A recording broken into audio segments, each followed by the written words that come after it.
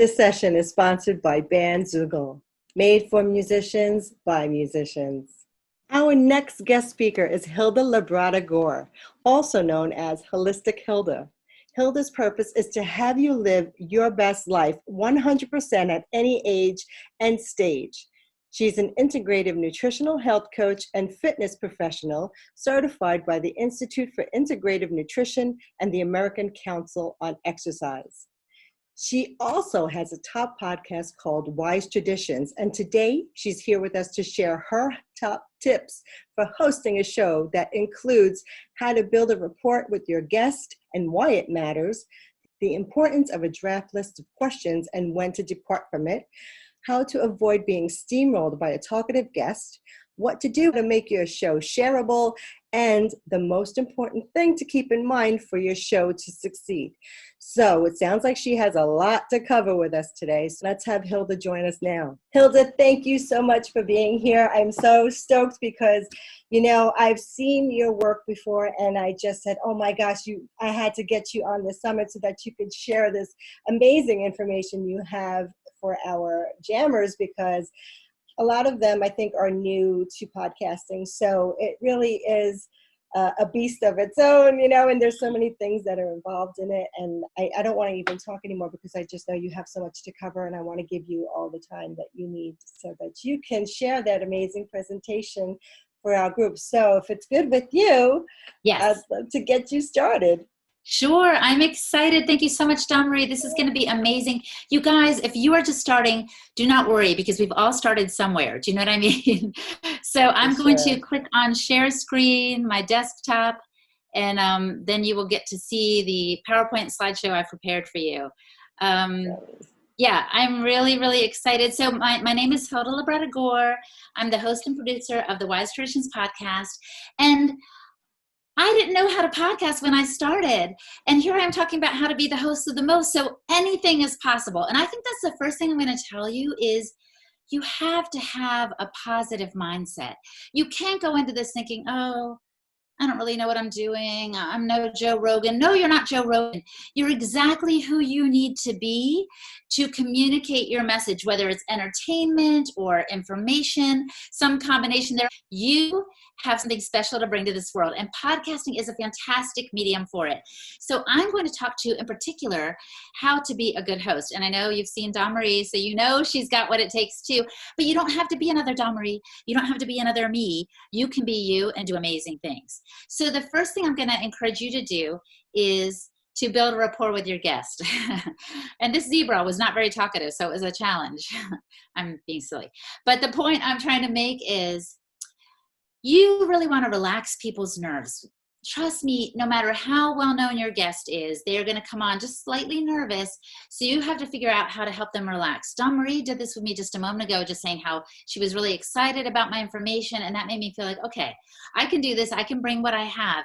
So what I do with my guests is before I start recording, even before that, I send them a list of questions, which might sound too confining for some of us who are creative, emotional types. It's like, oh, we just want to go with the flow. True, you can go with the flow. Just come up with even just 5 to 7 questions and say, this is a starting point for our conversation. And again, that eases their anxiety because they're like, okay, I know where she's going to go, or I know where he's going to go with this.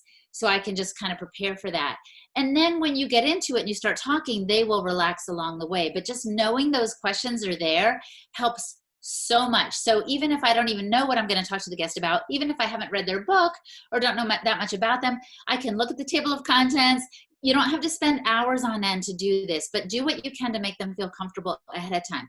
Then once they're with you, even remotely, like I am right now with Marie, what I do for them is I chit chat with them before we get started. So I'm like, hey, how long have you been in California? Blah, blah, blah. And this serves 2 purposes. Again, it relaxes them because most of us don't have like 2-hour-long shows where you can get to the good stuff an hour and 45 minutes in. You know what I mean? So you want them to calm down so they can bring the best of who they are. But number 2, it also gives me an idea of what to expect from that guest. Trust me, I interview on the Wise Traditions podcast scientists who are like super uptight and linear and logical, which is fine. But I want to get a little more personality out of them if I can, and a little more understanding of who they are. So by warming them up, just like a warm-up person before a comedian, like I'm kind of preparing them for interaction and stuff like that. And then I also allay their fears by saying this: my editor can work wonders. So I remind them that it's okay if we stumble.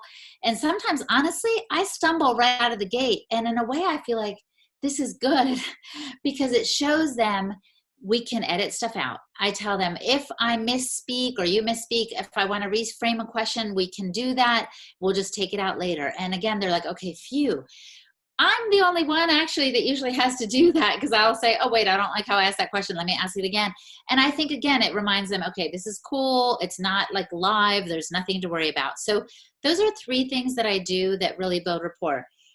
Give them questions ahead of time, chit-chat it up as much as possible, and tell them the editor can work wonders. So that is really, really helpful.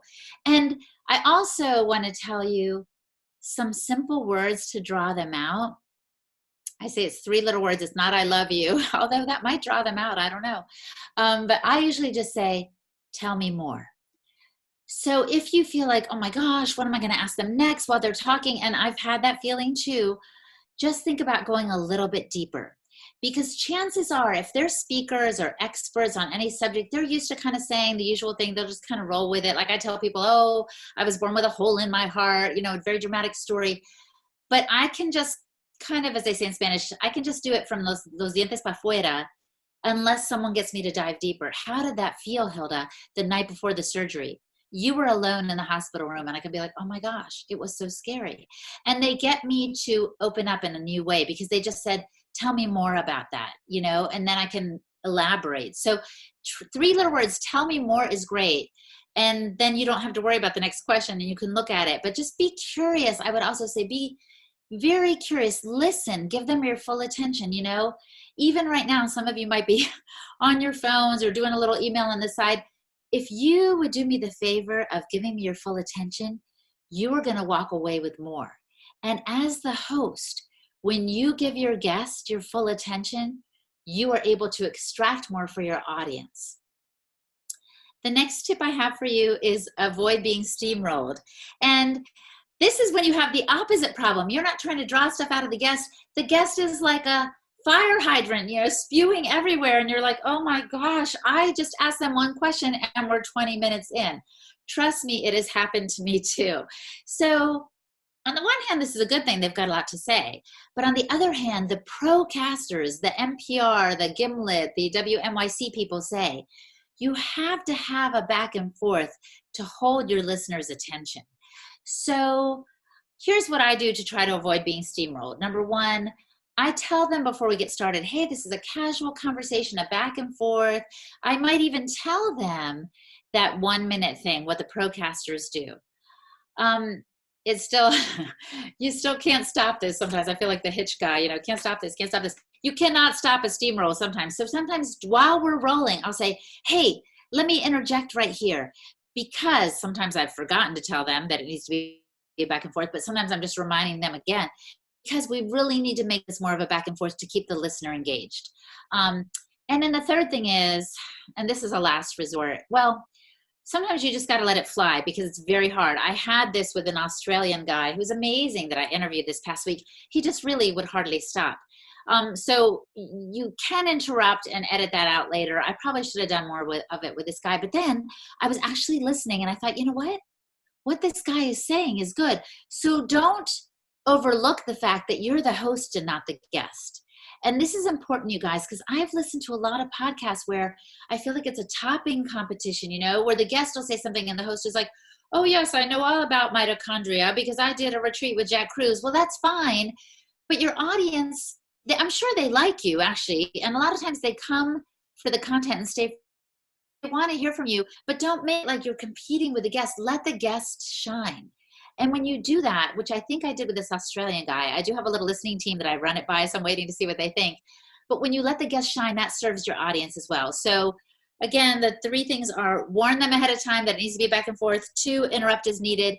3, you can edit some stuff out. I did interview Dr. Zach Bush. I don't know if you know some of these people in these alternative health circles, but he's an amazing scientist, researcher person. And I asked him about a hug, because did you know that when you hug, you're like swapping DNA, and it does so much to lower your stress level. Like, it's really good. We should all have many more hugs a day than we currently do. And when I don't say this, my husband reminds me of it. But anyway, so I asked Zach Bush that question. You guys, he was off to the races. He was off to the stratosphere. He started talking about black holes and how they take information, and it was way too much for what I really wanted him to get to. So I just edited some of it out. Now, you have to be careful with that, because you don't want to ruin the nice role that your guest is on, but if need be, you can edit. But again, as I just told you, it happens sometimes, and sometimes it's not the end of the world. Sometimes your guest is really serving your audience best by just letting them go on and on. So just keep that in mind. Now I want to talk to you about what to do if the interview completely tanks. Like, you're like, okay, I know that was bad. I don't need a listening team to tell me that. Like, either the guest just wasn't a good fit for your show, or they were stammering a lot and you're like, darn, I thought they had more to offer, or they were just totally promotional. It happens. It happens. The first thing you do is you thank them, which might sound strange, but you should actually do this with all your guests. Send them a little thank you. Thank you so much for the time you took, because they gave you some time, and time is precious, right? So thank them. The other thing is, if you didn't do this beforehand, now's the time to do it. Just say, hey, I have a listening team. Not every episode I record ends up published, whether it's tech issues or other things. Sometimes that happens. I just want to give you a heads up on that. But again, thank you. As a thank you, I want to give you blah. If you want to give them a little subscription to your newsletter, or a little, your favorite coffee, mushroom coffee, whatever it is, do that. But if not, just say, thanks again. I'll be in touch. So that way you're giving yourself an out. So give yourself an out to not publish. And it's actually preferable to do it ahead of time, of course, and not like thinking you're just saying it because that's what you're telling them. But you can always say ahead of time, hey, just a reminder, not everything I do, not everything I record ends up published. And so that gives you an out. But if you need to get the out afterwards, that's fine. Then sometimes I just put it on ice. And, maybe some people are more direct and just say right away, hey, that wasn't a good fit. Sorry, goodbye. But as an emotive person and a creative person, I just would rather not, initially hurt the person's feelings. So I'll put it on ice. Hardly any guests, you guys, come back to me asking what happened. As a matter of fact, I was on someone else's show and I never heard back, and I thought, oh, I'm sure it just wasn't a good fit. You guys, I had to get up in the middle of the interview and go do something and come back, and the guy just kept rolling and talking, and I thought that was horrible. And at the end, he said to me, what do you think about the scandal of this butter that they say is not, grass finished as promised? I was like, that's okay. When I know he wanted a different answer, I know he wanted me to say, never eat that brand of butter. But I was like, who cares? So I was like, this guy's never going to publish it. To my surprise, he did. So what I want to tell you is, it does not break people's hearts if you don't publish.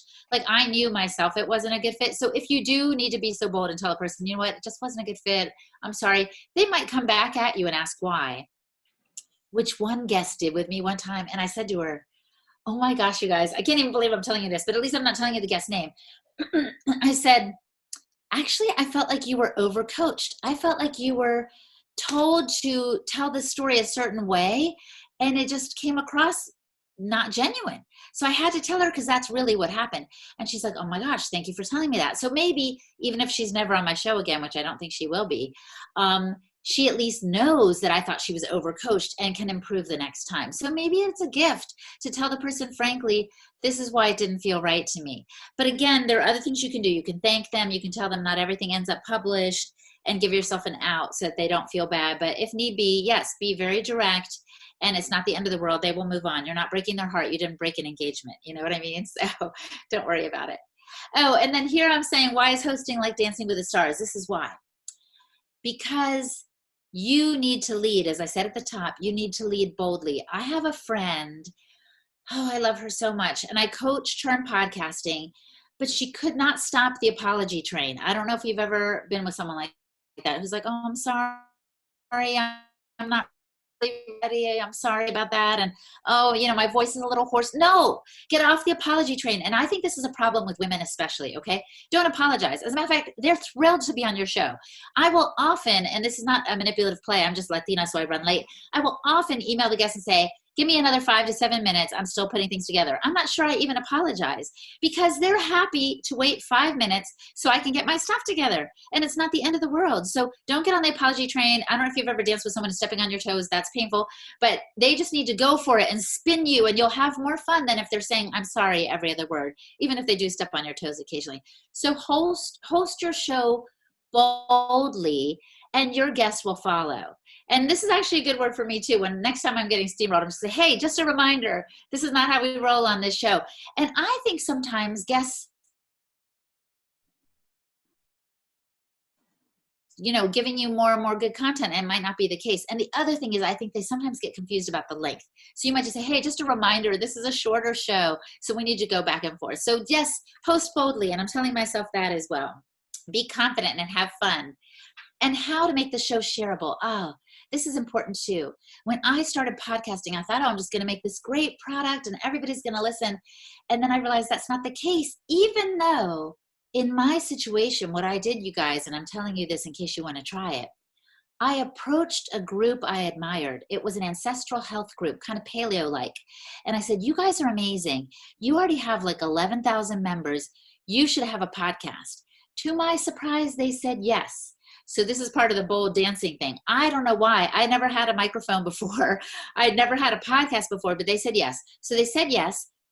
And so even with that solid base of a potential audience, I realized, oh my gosh, we've got to get the word out. So I started helping them with their Instagram. We started making little graphics with quotes and sharing those on Facebook, on Instagram, because even with that base, people weren't going to listen if they didn't know what it was. And a few years ago, people didn't even know what a podcast is. Now we have the advantage that they do know what it is. Michelle Obama has a podcast. Trader Joe's has a podcast. Practically everyone does. So how do you make it shareable? I'm going to give you my best tips. You can't just say, hey, episode 30 is out. My guest was Dawn Marie. It was awesome. Check it out. That's like a marshmallow compliment. It's like when someone says, hey, girl, you look good. It might be like, hey, okay, thanks. That doesn't tell you anything. So the next level is if you add a little more to it and say, hey, episode 30 is out with Dawn Marie. We talk about how to be the best host. You'll learn tips about leading confidently, what to do when your episode tanks, and how to share your show. Boom. Do you see? Okay, that's good. That's better. That's a compliment that has a little more meat to it, shall we say. I'm a carnivore, so. But there's another level you can go to even higher. So don't make it vague and just listen to my show. That's not going to work. A few specifics about what the show is about is good. Okay, that's a little bit better. But the top tier is give them some value added right away. Give them value added. Don't wait for them to listen to the show because they might not.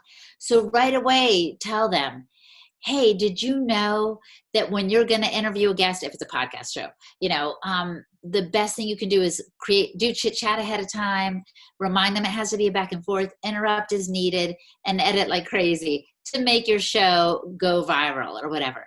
And so that way, and by the way, Dawn Marie gives more tips on episode 30. Check it out. They're much more likely to listen. Do you see why? Because you've already given them a very specific to do so. They've already gotten something that's valuable. So they're like, oh my gosh, there's more value in there. Don't just hint at it.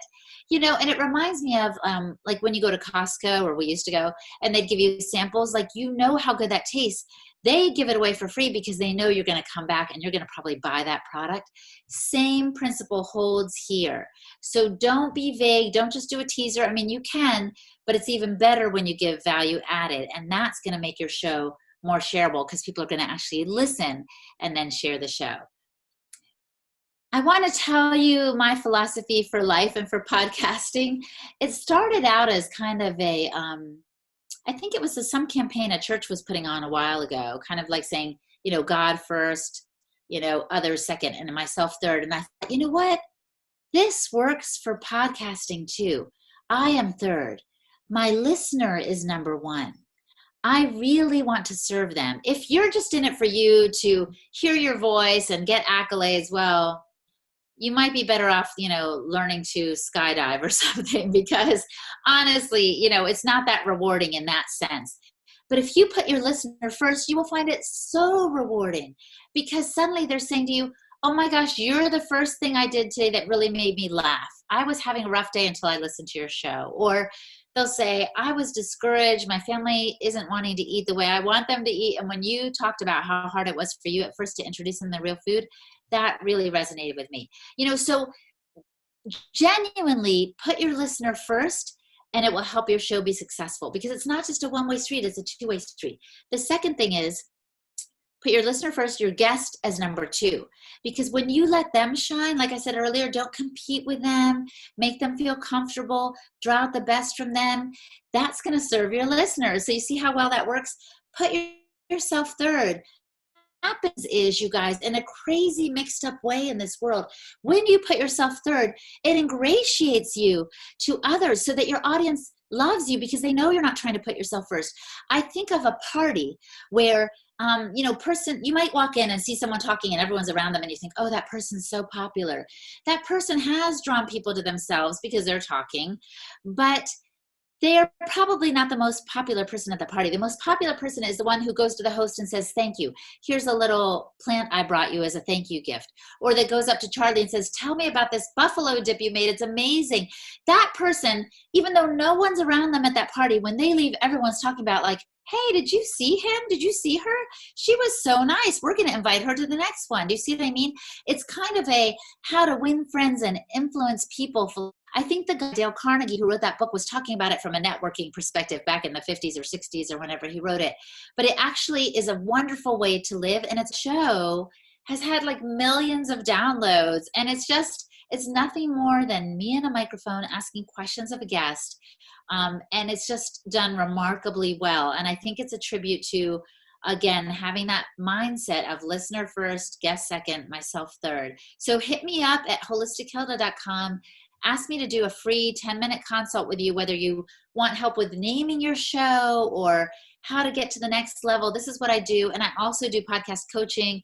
It's, a little pricey, but maybe for your listeners, Dawn Marie, I could do like a special discounted rate. But even just 10 minutes with me, I promise you'll get something out of it. And follow me on Instagram, because I do like to give health tips, which I think help us also be our best as podcasters. So I hope that's helpful. Let me know if you have any questions, Dawn Marie. I sure do. I just love what you are dishing out here, because I mean, everything you say is so crucial to really having a successful show. And I love what you say about really making your guests feel welcome. And I found that that's something I try to do when I have a guest on a show. But it's really, sometimes, you don't know their personalities, you don't know where they're coming from. And it's one of those things that, like, getting to other people's minds is knowing how busy they are, or knowing their schedules, and knowing how important their time is. So do you agree? I do. And I also would think what I've learned is even like the biggest person is just a normal person. Exactly. So like I was interviewing this guy the other day and he had a dog barking. And I was like, oh, you've got a dog. I've got a dog too. Like just being friendly and not as much as possible calming your own nerves, which I didn't even mention that. But I think that's kind of important, is just being relaxed, not feeling rushed, because then you do feel harried and you're conveying that energy to your guests. So be relaxed. Remember, they're just a regular person. Honor their time. And it will go well. It will go well. Just relax into it. Know that I listened to, I think it was Joe Rogan the other day. He's like the king of the podcast right now, I guess, because he's making bank. I don't know. And he was stumbling, you guys, on his first question. And I was like, okay, that makes me feel better, because it reminds me we're all human.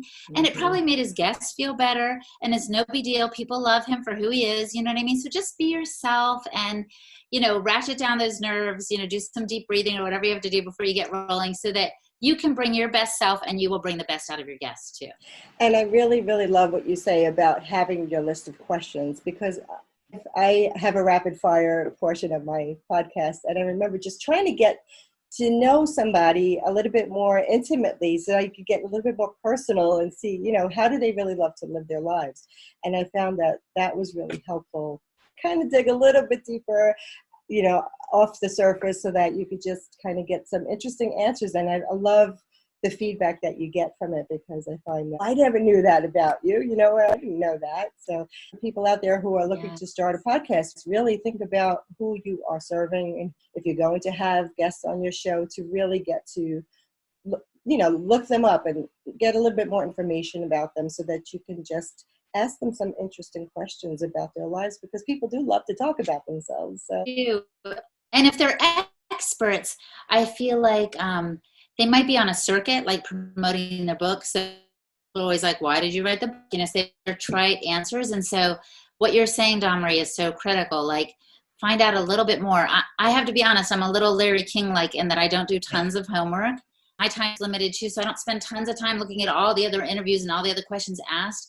But I do spend enough time to learn something interesting so that I can draw that out of the guest, because that's important. You're right. You don't want just the usual trite answers, because then they're sleepwalking through the interview, and you want it to be vibrant and more interesting than that. Exactly. Thank you so much. If you could offer a discount to those who may want to take up any coaching, yes, that would be awesome. Yeah. Yeah, I would say at least 10% off the top. And again, perfect. I also do one-offs. So if somebody just wants to call me and do like a 45-minute call, you'll have 10% off that too. Let me ask you this question. I mean, monetization is really key to sustaining a podcast, and because it does get expensive. We have fees to pay to have a podcast up and running. Do you have any suggestions when it comes to monetization? I do. I think of podcasting as a hobby that most of us want to turn into a jobby. I love that. It's a passion, right? Like, we really want to do this. And then when we don't see our numbers growing, or we don't see the financial numbers growing, it's like, shoot. And I see so many people get discouraged and pod fade. So I have a few ideas. One is, don't think only about sponsorship. People usually think, okay, I need to find a sponsor for the show. I need to just get a couple of, I'll go cold call some companies, Casper mattresses that are always all over the place, Geico, some of those are so big. Think more local, and maybe this is the health coach in me coming out because I like to eat local, but if you have a show, for example, about comedy, like we were talking about earlier, there are local comedy improv groups, right? Start getting involved with them, maybe showcase some of those people, and then just ask, like, if there's a comedy club, hey, they're just down the street. Would you guys like to sponsor my show? You could even start with like exclusive sponsorship or something. In other words, it's a small partnership. Maybe sponsorship isn't even the right word, but a small partnership where, hey, I'll give you a shout out at the end, and maybe I can do a live show there. Let's do some in-kind stuff. And you might be surprised at where that can take you, because the next thing you know, that I've seen this happen, the comedy show might say, the comedy club might say, just be our show. Would you be our show? So you'd be surprised of somebody that started like a fan show for the LA Lakers or somebody like that. I'm sorry, I don't watch sports, even though my husband's an athletic director. Anyway, and the next thing you know, that LA Lakers were like, come on, you be our official show, because he was that much of a fan and he was like promoting them. Do you see what I mean? So kind of start looking around, pay attention to who your audience is locally. Another idea is kind of the way I did it with this Wise Traditions show. I admired this group, so I just said, I'll do a show for you. So they didn't come to me. Oh, I don't know if my connection's a little unstable, but a little bit wonky. I went to them. So I know a young African-American woman. Can you hear me? Yes. Okay, it was a little unstable for a second. I know a young African-American woman that I was kind of podcast coaching, and she already had a good following on Instagram. And I was like, oh my gosh, girl, you need to go to your favorite, she had she kind of wanted to do a mom style podcast thing. I was like, go to those magazines, Crown and some other ones she was mentioning to me, and tell them they can have an exclusive offer. Again, she's taking the initiative, but she knows she's not going for the big guns. She knows exactly who she is and what she has to offer. And it is nice if you have a beginning platform already, as she did a little bit of a following on Instagram. She'd spoken at some conferences. And that's the other thing too, is connect with your community. So go to where your people are. Like if I have a health show, I'm going to go to a health conference and I'm passing my card out all over the place. Not only that, I'm not just like, hey. I'm like, hey, I've got a YouTube channel. Let me interview you, because it builds goodwill to put them on that platform before I get on the podcast. So you need to remember that it's not just a one-way deal. It's a two-way street. Build community, go local, and take initiative with your niche. And I think these are ways in which you can start making some money. Just be open to other possibilities. I love that. That is so true because, everything is in our backyard sometimes and we don't even know it's there. It's like you got those blinders on and we just drive around the same block and we didn't even see that that house was there with the big red door. And then all of a sudden, it's like, oh, look at that. And you see it every day after that. But I think it's true. You have to look around. That's a great idea. Thank you so much for sharing that. That's huge. And like with family, sometimes the family has a small business and they're trying to promote their business. They may even have a way that they can, like if they're a local dentist or they're a doctor or something like that. And like you say, to interview them, give them tips. I find that, trying to serve your community and give them as much valuable information and it's so many different areas of our life. And I think that's why I wrote my book, The 151 Musically Inspired Secrets, because I felt like I can't just talk about this one area of life and I can't just talk about styling and I just can't talk about music because I felt like our lives are just so intertwined with so many different, little nooks and crannies that I felt like I had to kind of touch on all the different aspects. And I think that's also another way that people can break up shows is you may have a large topic that you want to cover, but just kind of break it down to little chunk-sized pieces so that you just take a topic here and, delve into that. And this way you have a lot more content for your show to put together as well. Do you agree with that? I like that. Yeah, kind of the series thing. And if you're going to do, let's say you do a series on style, go to the nearby thrift shop and be like, hey, start with in-kind bartering. What the heck? I'll give you a shout out if you give me 3 free pieces. Like, have fun with it, you guys. Don't forget, it's not about money all the time. But then you series and it's going to be about makeup and then reach out to some company or your friend, sells Mary Kay. And, so there's all kinds of ways in which you can start.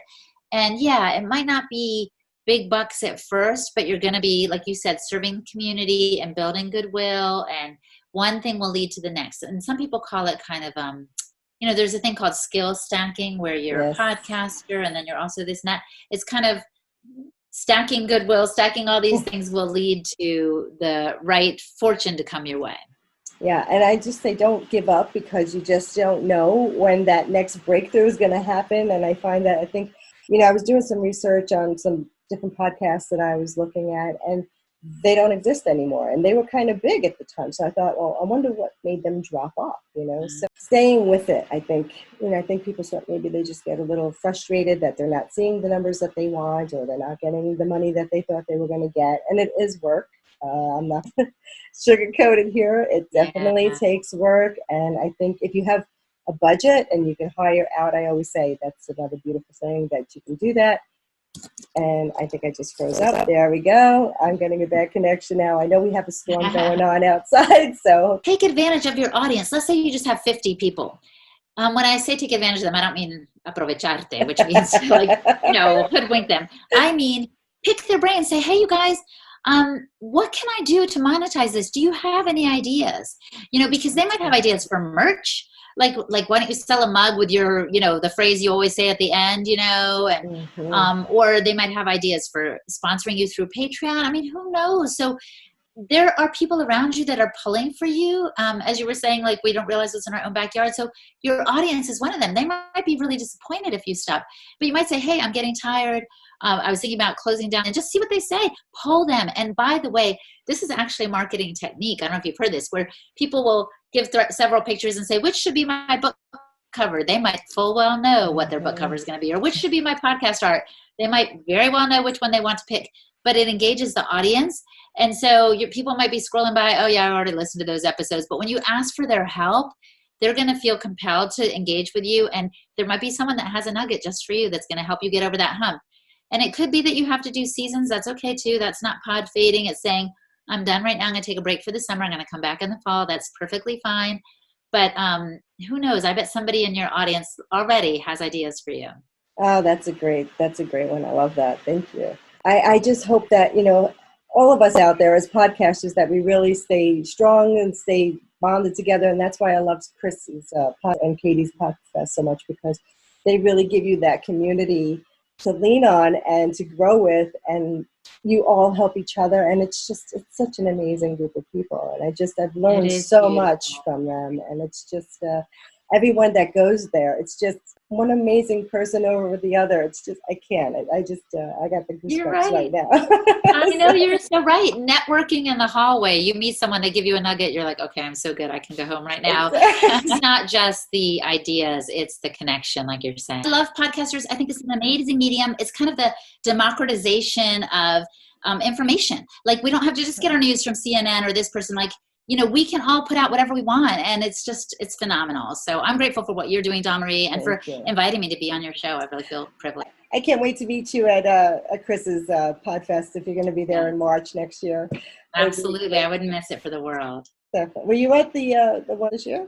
I was. Were you? No, I was supposed to go, but then with Corona hitting, I just knew, like, I had some health challenges, so I just knew, like, probably not the best idea for me to go, and I was really, really bummed out. So I took everything come this next year. We'll wear our matching hats. That's right. I'm not kidding you. I have a Panama hat. It's like amazing. I love it.